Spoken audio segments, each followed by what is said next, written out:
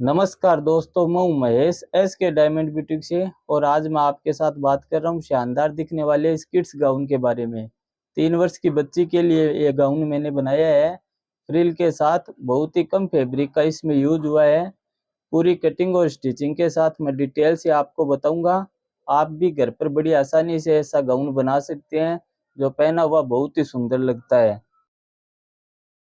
तो आज जो हम किड्स गाउन बना रहे हैं 3 इयर्स की बेबी के लिए बना रहे हैं, उसमें लेंथ हमारे पास 30, ऊपर की चोली बनेगी 9 इंच प्लस 1 इंच ऐड करके बनाएंगे।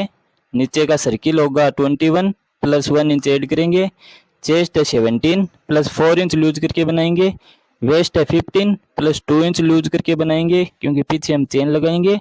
शोल्डर है 8 इंच और स्लीव्स बनाऊंगा मैं 5 इंच। और फैब्रिक नेट फैब्रिक है मेरे पास 2.5 मीटर। शाइनिंग का फैब्रिक है 2 मीटर और कॉटन फैब्रिक है मेरे पास 2 मीटर। और ऊपर की चोली बनाने के लिए मेरे पास फैब्रिक है, नेट फैब्रिक की है वर्क का, 1/2 मीटर से कम है। तो इससे हम गाउन बनाएंगे। तो सबसे पहले हम नेट फैब्रिक में अपना सर्किल कटिंग करेंगे। तो वेस्ट है हमारे पास 17, तो उसके लिए मैंने 7 पे मार्क किया है और एक राउंड बनाया है पूरा। तो हमें चाहिए 4.25, तो 4.25 पे एक मार्क किया है मैंने। और उसके आगे 1.5 इंच मार्जिन है अपना गाउन का। और सर्किल की लेंथ रखनी है हमें 22। तो ये साइड अपने एक तरफ से पैक और एक तरफ से ओपन है। यहाँ मैंने 22 पे मार्क किया है। और जो साइड दोनों तरफ से पैक है, ये साइड इस तरफ 1/2 इंच कम किया है 21.5। तो इस तरह राउंड सर्किल बना लिया है। इसकी हम कटिंग करेंगे। और जो शाइनिंग का फैब्रिक है उसकी कटिंग 1 इंच कम 21 पे करेंगे।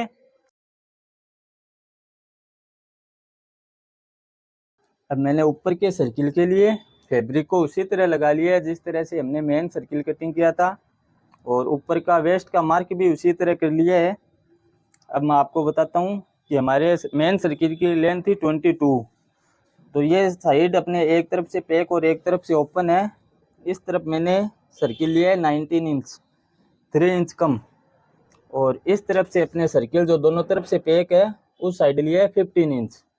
और सेंटर पे 17 इंच का मार्क करके राउंड बना लिया है। तो इस तरह से एक छोटा सर्किल हम कटिंग करेंगे। तो अब मैंने अपने कॉटन लाइनिंग को लगा लिया है कटिंग करने के लिए। तो कटिंग लाइनिंग में आपको गैप दिख रहा होगा, ये मैंने 4 फोल्ड में यहाँ तक नहीं लगा के इतना शॉर्ट लगाया है। तो इस तरह मैं आज आपको कटिंग करना बताऊंगा। ये अपना शाइनिंग का फैब्रिक है जिसको 1 इंच कम लेंथ पे हमने कटिंग किया था। मेन सर्किल 22 और शाइनिंग वाला 21 पे किया था। इसके सर्किल में आपको चेक करके दिखाता हूँ। इसका सर्किल आ रहा है 22 × 4। तो अपने कॉटन लाइनिंग की जो कटिंग होती है उसका सर्किल कम रहना चाहिए क्योंकि हम कैन कैन लगाते हैं तो फैलते हैं कैन कैन, इसलिए कॉटन लाइनिंग का सर्किल हमारा कम होना चाहिए। तो हम 4 फोल्ड में कॉटन लाइनिंग की कटिंग करते हैं, वैसे भी कर सकते हैं। और अम्ब्रेला सर्किल में अगर करनी है हमें तो इस तरह से करनी है। हमने इतना राउंड कम कर दिया है। अब मैं इसका सर्किल आपको चेक करके दिखाता हूँ। इसका सर्किल आ रहा है 18 × 4। तो इस तरह हमारी कॉटन लाइनिंग की कटिंग छोटी हो गई है। तो आप 4 फोल्ड में करते हो तो भी अच्छी बात है। और अगर अम्ब्रेला सर्किल में करते हैं तो इस तरह अपने राउंड सर्किल को कम करके, क्योंकि ये अगर सर्किल यहाँ तक आता अपना तो 22 बन जाता है इसका सर्किल, उससे फिटिंग हमारी अच्छी नहीं रहती है, इसलिए मैंने इतना शॉर्ट कर दिया है। ऊपर का मार्क वही है, लेंथ 1 इंच कम है, 20 इंच पे कटिंग किया है मैंने। तो इस तरह हमें इसकी कटिंग कर लेनी है।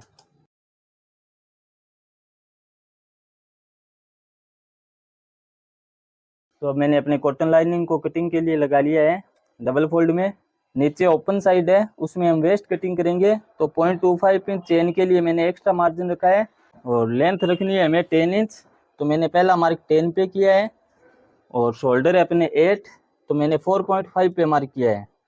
और आर्म होल के लिए 5 पे मार्क किया है क्योंकि शोल्डर में क्रॉस कटिंग करता हूँ। फ्रंट का नेक रखूँगा मैं 2 इंच, इसलिए मैंने 2.25 पे मार्क किया है। फ्रंट और बैक का दोनों नेक आप बराबर रखना चाहें तो बराबर रख सकते हैं, मैं बराबर रखूँगा। और चेस्ट है अपने 21, तो मैंने 5.25 पे मार्क किया है। और वेस्ट अपने 17, तो मैंने 4.25 पे मार्क किया है। आगे 1.5 इंच मार्जिन है, आर्म होल के लिए मैंने राउंड बना लिया है। इससे हम कटिंग करेंगे और फ्रंट में हम थोड़ा शेप देंगे, तो 0.25 इंच के अप्रोक्स हम शेप दे सकते हैं, वो मैं मार्क कर देता हूँ।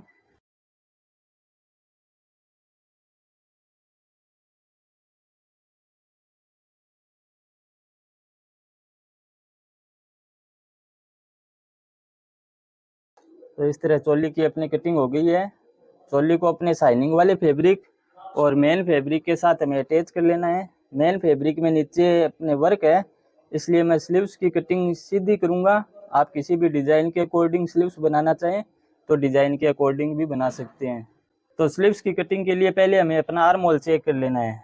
अपना आर्म होल आ रहा है 5.5, तो उसके अकॉर्डिंग हमें स्लीव्स की कटिंग करनी है। स्लीव्स है हमारी 5, तो मैंने पहला मार्क 6 पे किया है और 3.25 इंच पे आर्म होल के लिए मार्क किया है।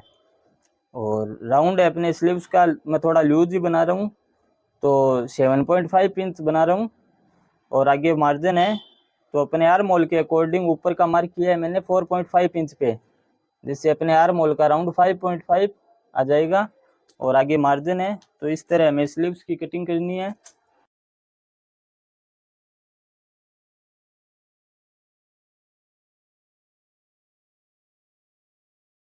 तो ये हमारा सर्किल है छोटा जो हमने कटिंग किए थे। दोनों सर्किल में हमें बोन पट्टी लगानी है, एक जैसी ही लगेगी। मैं आपको छोटे वाला जो राउंड में कटिंग किया था उसमें बता रहा हूँ कि जहाँ अपने राउंड आएगा वहाँ अपने बोन पट्टी को थोड़ा टाइट करके लगाना है, बाकी नॉर्मल लगाना है। तो स्टार्टिंग और एंड में मैं टेप लगाता हूँ, तो टेप लगा के मैंने तैयारी कर लिया है इसको, ताकि अपने जो ये नायलॉन के रेशे है ये निकलते हैं और फैब्रिक ख़राब हो जाता है, इसलिए मैं टेप लगाता हूँ। ये अपने अपोजिट साइड है और नीचे की तरफ सीधी साइड है, तो अपोजिट साइड रख के 1/2 इंच से थोड़ा कम फोल्ड करके हमें स्टिच करना है।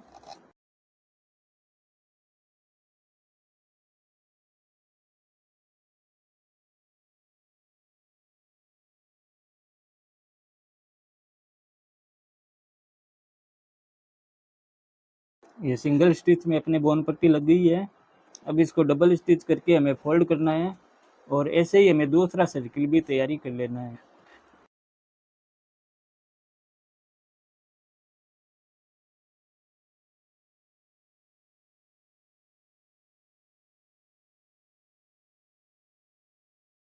तो ये जो छोटा सर्किल हमने तैयारी किया था उस पे मैंने फ्लावर के लिए मार्क किया है।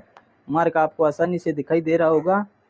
तो जो बचा हुआ फैब्रिक था, नेट फैब्रिक, उसमें हम फ्रिल बनाएंगे और उस फ्रिल से इस मार्क के अकॉर्डिंग फ्लावर बनाएंगे। तो पहले हम फ्रिल बनाते हैं। तो छोटे सर्किल में जो फ्लावर के लिए मार्क किया है उसके लिए बचे हुए फैब्रिक में मैंने 3 इंच चौड़ाई की यह फ्रिल कटिंग की है। जितना फैब्रिक अपने पास बचा उसको कटिंग कर लिया है 3 इंच चौड़ाई पे, और अपने बॉबिन से धागा लूज कर लिया है और ऊपर से धागा टाइट कर लिया है बिल्कुल। अब इस तरह से हम फ्रिल बना रहे हैं। तो ये फ्रिल बनाकर इस फ्रिल से हम फ्लावर बनाएंगे।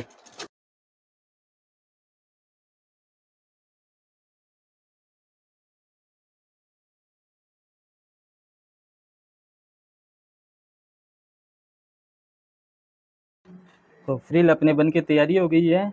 अगर फ्रिल कहीं से हल्की रह जाए तो अपने फ्लावर में लगाते वक्त हमें इसको थोड़े गैदर इकट्ठा कर देने हैं। तो मार्क अब आपको कम दिखेंगे, मैं मार्क के अकॉर्डिंग लगाना शुरू करता हूँ।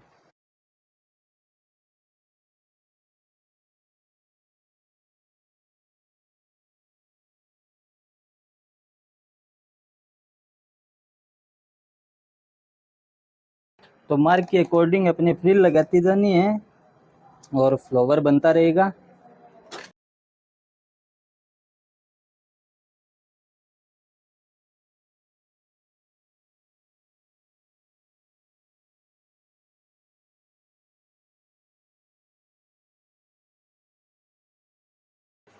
ये देखिए इस तरह से फ्लावर अपना बन के तैयारी है। ये फ्रंट पे आएगा।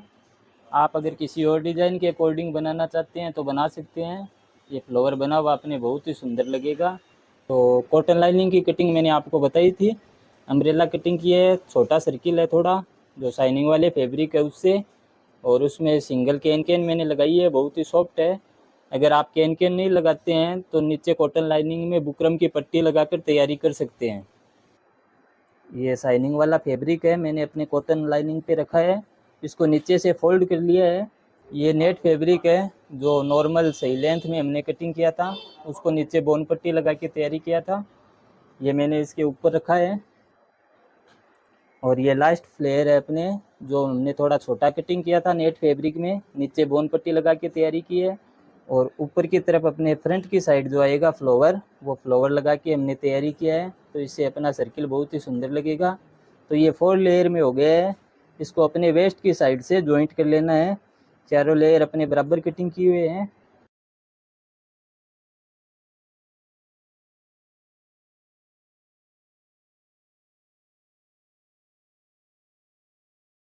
स्लीव्स की कटिंग की थी, तो स्लीव्स में मैंने आपको बताया था कि बॉर्डर है, तो मैंने सीधी फिटिंग कर ली है तीनों फैब्रिक को। आप स्लीव्स की कोई दूसरी डिज़ाइन भी बना सकते हैं फैब्रिक के अकॉर्डिंग। और फ्रंट भी मैंने अटैच कर लिया है, सिंपल है। और बैक में हम चेन लगाएंगे। तो चेन को अपने फैब्रिक के अपोजिट साइड रख के, फैब्रिक की साइड सीधी है और चेन को अपोजिट साइड रख के हमें स्टिच करना है।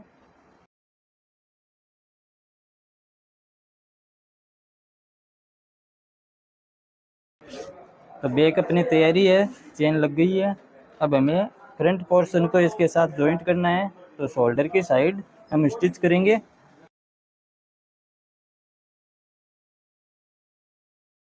शोल्डर जॉइंट अपने हो गए हैं।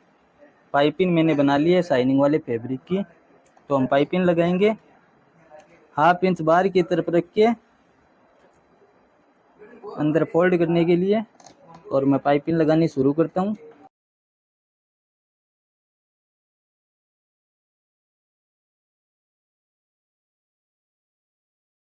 तो पाइपिंग अपने लग गई है। मैंने अंदर की तरफ फोल्ड करके एक स्टिच कर दी है। अब फिनिशिंग के लिए हम ऊपर एक स्टिच और कर देते हैं। ये स्लीव से सीधी सिंपल स्लीव बनाई है हमने। तो बैक साइड से चेक करके मैं लगानी शुरू करता हूँ।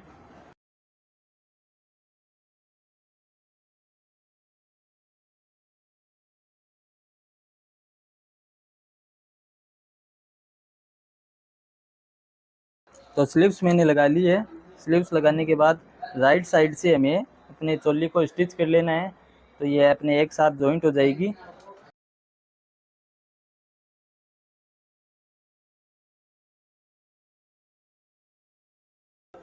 तो ये सर्किल है जो हमने जॉइंट किए थे, और चोली भी अपनी बन की तैयारी है। तो इन दोनों को हमें एक साथ अटैच कर लेना है।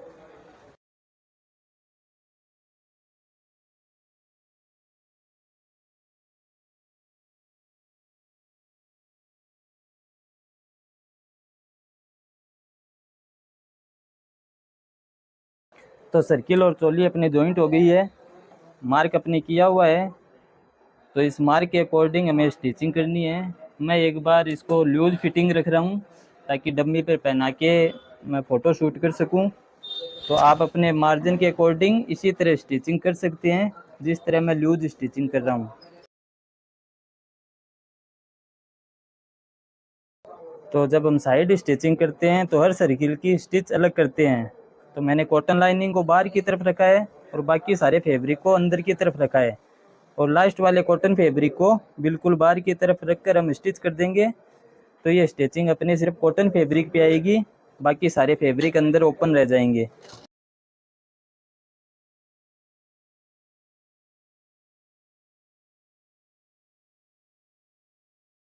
कॉटन लाइनिंग पर स्टिचिंग करने के बाद हम शाइनिंग वाले फैब्रिक पे स्टिचिंग करेंगे। तो कॉटन लाइनिंग को मैंने बिल्कुल अलग कर दिया है और बाकी अपने नेट फैब्रिक मैंने अंदर की तरफ कर दिए हैं। अब हम स्टिच करेंगे तो सिर्फ शाइनिंग वाले फैब्रिक पे करेंगे, नेट फैब्रिक अपने अंदर रह जाएंगे। इस स्टिच में हमें ध्यान रखना है कि अपनी स्टिचिंग कॉटन फैब्रिक पे नहीं आनी चाहिए।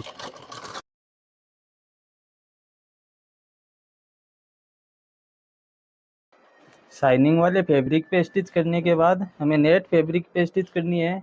इनको भी हम अलग अलग स्टिच करेंगे। तो जो छोटा सर्किल कटिंग किया था हमने उसको अंदर की तरफ रखना है और मेन सर्किल को दोनों साइड बाहर की तरफ रख के हमें स्टिच करना है। तो स्टिचिंग अपने सिर्फ मेन नेट फैब्रिक पे आएगी।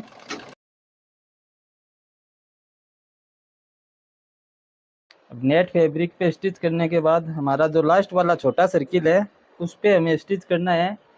तो नेट फैब्रिक को मैंने अलग कर दिया है, हमें ध्यान रखना है उस पर स्टिच नहीं आनी चाहिए, सिर्फ अपने इस लास्ट पैनल पे हम स्टिच करेंगे तो अपना पूरा गाउन बन के तैयारी हो जाएगा।